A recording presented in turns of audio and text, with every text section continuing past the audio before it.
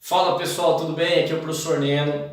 Na aula de hoje nós vamos falar do Oriente Médio e os seus principais conflitos, tá? Então a gente tem que entender nessa aula quais são os motivos que levam essa região a ser tão tensa. Antes da gente falar do Oriente Médio, eu vou localizá-lo para vocês, tá? O Oriente Médio está localizado aonde, pessoal? Na Ásia, o maior e mais populoso continente do planeta. Como a Ásia apresenta muitas diversidades físicas, demográficas, como a Ásia é multicultural, ela é regionalizada. Regionalizada como, professor? A regionalização você vai colocar dentro de um território aquele espaço que é comum, que apresenta características comuns a ele e que os diferencia das demais regiões, tá? Sendo assim, pessoal, a Ásia ela é dividida em 6 subcontinentes. O subcontinente indiano, que tem como grande característica aqui a Índia. O sudeste asiático, que seria maioria de países ilhas, com graves problemas sísmicos, né? Essa é uma região bastante vulcânica. A Ásia Central, são chamados países de interior, países que não têm acesso ao oceano, por exemplo, como o Uzbequistão. O Extremo Oriente, né? Aqui a gente destaca China, Coreia do Sul, o Japão, potências econômicas globais. A CEI, a Comunidade dos Estados Independentes, que surgiu com o fim da União Soviética, né? Que tem como destaque total aqui a Rússia, principalmente a parte asiática da Rússia. E o Oriente Médio, que é o tema da nossa aula de hoje. Legal, pessoal? Bom, o Oriente Médio é formado por 17 países, tá? E todos eles apresentam problemas de conflitos étnicos, religiosos. A gente pode destacar aqui também problemas hídricos. Então vamos lá. Motivos de tensão no Oriente Médio, que leva essa região a ter muitos conflitos. Vamos destacar aqui. Muito possivelmente vocês estão citando aí a religião. Perfeito. A religião é um motivo de conflito, professor? Sem sombra de dúvidas, tá? A gente vai falar de cada um desses motivos de forma bem aprofundada. Bom, além da religião, o que mais a gente pode destacar aqui? O petróleo. Gente, o petróleo é a fonte de energia mais utilizada na Terra. O Oriente Médio é o maior produtor. Aqui a gente vai destacar, por exemplo, os países que fundaram a OPEP. Tá? Além do petróleo, a gente vai destacar aqui, pessoal, território. Para a geografia, território significa poder. Tá? Então a gente vai destacar também aqui conflitos relacionados, por exemplo, aos curdos, aos palestinos, aos israelenses. Legal, gente? E um outro motivo muito importante também são as questões hídricas. Gente, o Oriente Médio ele é formado majoritariamente por clima árido e semiárido, ou seja, desertos e semidesertos.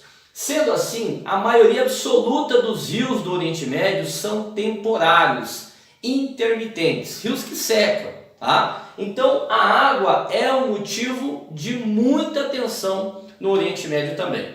Legal? Na aula de hoje, que a gente vai chamar de aula 1, a gente vai falar basicamente da religião, tá?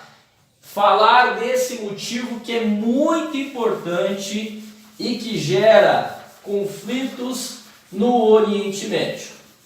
Tudo bem, pessoal? Tá sossegadinho até aqui? Então vamos lá. Bom, quando a gente fala de religião,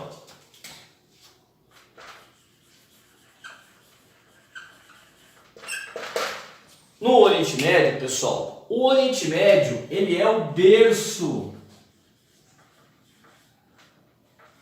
das 3 religiões monoteístas.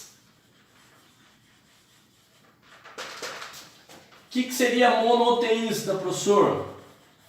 É aquela religião que só tem um Deus, tá? Então, no Oriente Médio, ele é berço do judaísmo. No caso do Oriente Médio, aonde estão localizados a maioria dos judeus, professor? No Oriente Médio, pessoal, os judeus eles estão basicamente em Israel. Importante, gente, Israel é um país bastante odiado no Oriente Médio, por alguns motivos. A questão religiosa, né? É um território de judeus onde a maioria da população é islâmica. Israel é um grande parceiro dos Estados Unidos. Os Estados Unidos é um país ocidental que já se envolveu e está envolvido em muitos conflitos na região. Então é um país odiado. Sendo amigo, aliado dos Estados Unidos, isso também leva Israel a ser um país odiado na região. E o reconhecimento do Estado de Israel em 1948, quando a ONU reconhece o território como um território dos judeus. A gente vai falar isso quando a gente for falar de território, tudo bem? Bom, além do judaísmo, o Oriente Médio também é berço do cristianismo. No Oriente Médio, aonde estão a maioria dos cristãos, professor? Eles estão localizados principalmente no Líbano. Tá? E aí, o Oriente Médio também é berço do islamismo. Na verdade, essa é a principal religião do Oriente Médio. Então a gente vai colocar aqui, ó, predominante na região. A maioria absoluta da população do Oriente Médio é islâmica. Tudo bem até aqui, gente? Então vamos lá. Bom, vamos falar um pouquinho da religião islâmica, né? E entender por que ela gera também conflitos nesse território aqui. Tudo bem, gente? Quando a gente fala que o Oriente Médio é berço das 3 religiões monoteístas, a gente vai destacar aqui, ó, Jerusalém. Jerusalém, pessoal, é uma cidade internacional. Então a ONU caracteriza Jerusalém como uma cidade internacional. Tá? Por que ela é uma cidade internacional? Porque Jerusalém, ela tem parte dela que é importante para os judeus, parte importante para os cristãos e parte importante para os islâmicos. Então Jerusalém é uma cidade sagrada para as 3 religiões monoteístas. Tudo bem? O presidente Trump, ele fala em um determinado momento que Jerusalém, ele reconhece Jerusalém como a capital dos judeus. Quando o presidente Trump fala isso, o presidente dos Estados Unidos, automaticamente ele acaba deixando de lado os cristãos e os islâmicos, né? Então ele acaba caracterizando que Jerusalém é uma cidade somente dos judeus. Isso deu um enorme problema geopolítico no território, gerou tensão. Tudo bem, gente? Bom, vamos lá para a gente finalizando esse nosso momento aqui juntos.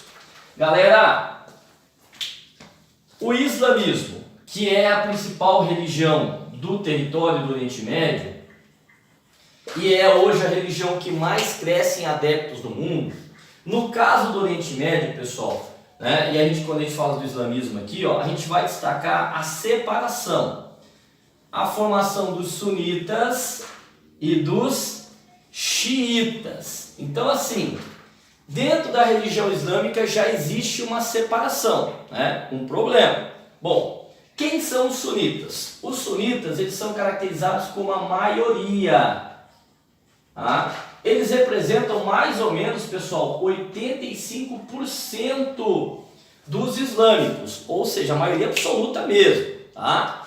No caso dos sunitas, foram aqueles que adotaram e seguiram a Sunna, a biografia de Maomé, o fundador do islamismo. Tá? Então, a Sunna, pessoal, a gente pode caracterizar como a biografia do Maomé, o fundador do islamismo. Quando o Maomé morreu, pessoal, né, alguns islâmicos acabaram não seguindo a Sunna. Tá?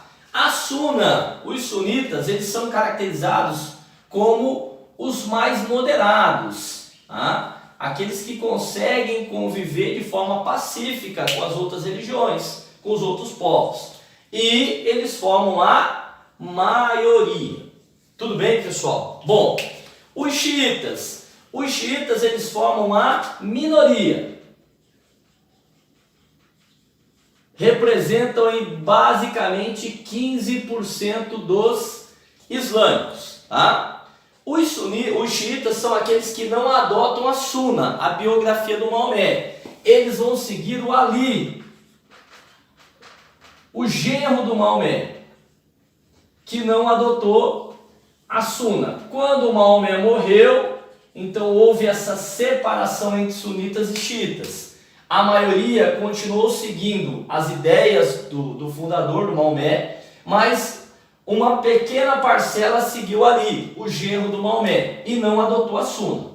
Esses daqui são caracterizados como os mais radicais.